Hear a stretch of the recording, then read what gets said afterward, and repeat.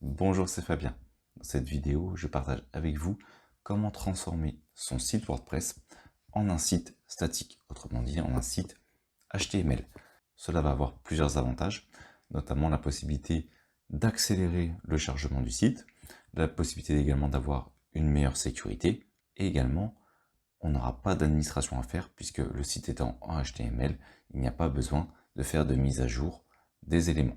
Donc comment est-ce qu'on utilise généralement cette formule? Généralement ce qu'on fait c'est qu'on va créer en local le site que l'on souhaite justement créer, générer, et ensuite on va justement exporter ce site en HTML et le mettre sur notre serveur web.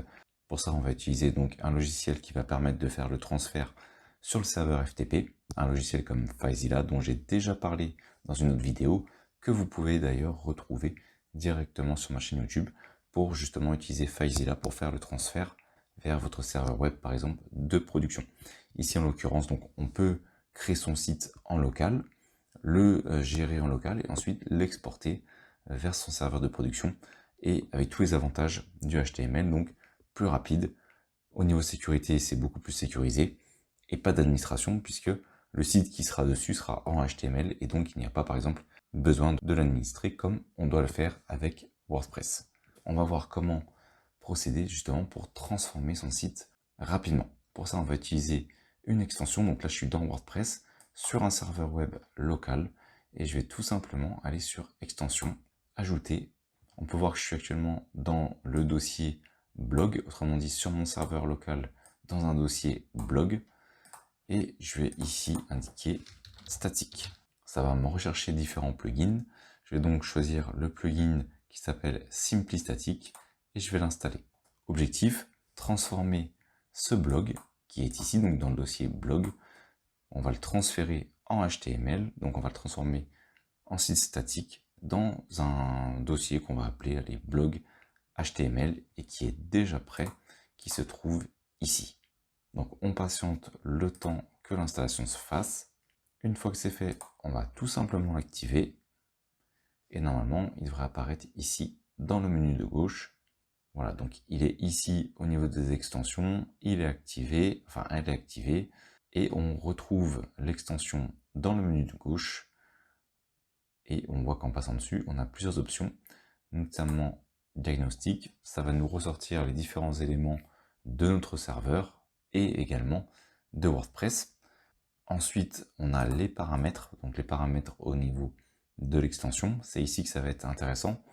Donc on a notamment la possibilité d'indiquer la destination de l'URL pour transformer justement les URL. Imaginons qu'on soit ici sur le serveur local. Comme je l'ai dit tout à l'heure, si on va sur un serveur de production avec une URL du type numelion.com, eh bien on peut indiquer ici l'URL qui sera celle utilisée au final. Ensuite, on peut utiliser bien entendu les URL relatives et on va y venir juste après. Ensuite, on a la possibilité de tout simplement indiquer que l'on souhaite faire une sauvegarde pour une utilisation hors ligne. Et enfin, on a la méthode, soit on va enregistrer au niveau d'un répertoire local, soit dans une archive zip. Je vais conserver l'archive zip. Par contre, ici, je vais modifier l'URL relative, puisque si j'utilise le slash, le problème, c'est qu'il va me mettre à la racine de mon serveur.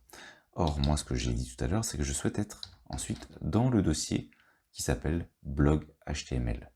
Donc, je vais lui indiquer que le site statique sera utilisé dans le dossier blog HTML de mon serveur local. Donc, pensez bien à modifier ici l'URL de destination, que ce soit au niveau du serveur local ou si vous utilisez une URL, un nom de domaine. Ensuite, on a la possibilité d'inclure ou d'exclure certains éléments. On a la version également avancée. Alors, je crois qu'ici, c'est pour ceux qui utilisent par exemple un htaccess, un fichier htaccess, où il faut renseigner le login et le mot de passe. J'ai jamais testé, mais je pense que c'est pour ça. Donc, à voir pour ceux qui utilisent un site protégé par un htaccess. Et ensuite, on a ici la possibilité de remettre les paramètres par défaut. Alors, je vais enregistrer les paramètres. Donc, je sauvegarde les paramètres. Et désormais, je vais aller sur générer. Et comme on peut le voir, c'est une extension qui est vraiment très simple, puisqu'une fois qu'on a fait ces paramètres, et d'ailleurs j'ai pas fait autre chose, eh bien il suffit de cliquer sur générer les fichiers statiques, et ensuite on n'a plus qu'à patienter. Alors ça peut prendre pas mal de temps. La dernière fois que je l'ai fait, ça m'avait pris à peu près 30 minutes. Et donc je vais le laisser faire et à la fin, eh bien, nous verrons si effectivement on peut récupérer notre site et le faire fonctionner. Après 36 minutes, notre archive a donc été générée et je vais pouvoir récupérer mon dossier pour ensuite pouvoir l'ajouter directement dans le dossier blog HTML. Pour ça, tout simple, on clique sur l'archive, sur le lien cliquez ici pour la télécharger et immédiatement je peux donc télécharger l'archive créée par l'extension. Cette archive contient l'ensemble des éléments permettant de créer le site en mode statique. Alors je vais aller dans téléchargement et on peut voir que mon fichier se trouve ici, ou plutôt mon archive. Donc je vais la copier, la coller directement dans le dossier blog HTML et je vais faire un clic droit, extraire l'ensemble des éléments de l'archive directement. Alors, je vais la positionner directement dans le dossier et je vais faire extraire. Désormais, je n'ai plus qu'à patienter le temps qu'il fasse l'extraction de l'ensemble des éléments. Voilà, donc comme on peut le voir dans le dossier, l'ensemble des éléments contenus dans l'archive sont désormais décompressés et normalement je vais pouvoir accéder au site directement. Donc la version du site dans le dossier blog ressemble à cela, notamment au niveau de la page d'accueil. Et maintenant, on va donc pouvoir tester avec la version blog HTML. Et comme on peut le voir, eh bien, je récupère exactement la même version, sauf que si vous avez remarqué, elle s'est chargée extrêmement rapidement. Alors je peux tester avec d'autres URL, par exemple, on va tester, je vais essayer d'accéder au blog, et comme on peut le voir, les articles s'affichent directement et extrêmement rapidement. Je peux donc aller sur le côté, je vais en tester un autre, voilà. Donc on peut voir que les articles se chargent extrêmement rapidement, et je peux naviguer sur ce dernier comme si j'étais avec la version de WordPress. Merci d'avoir suivi cette vidéo jusqu'à la fin.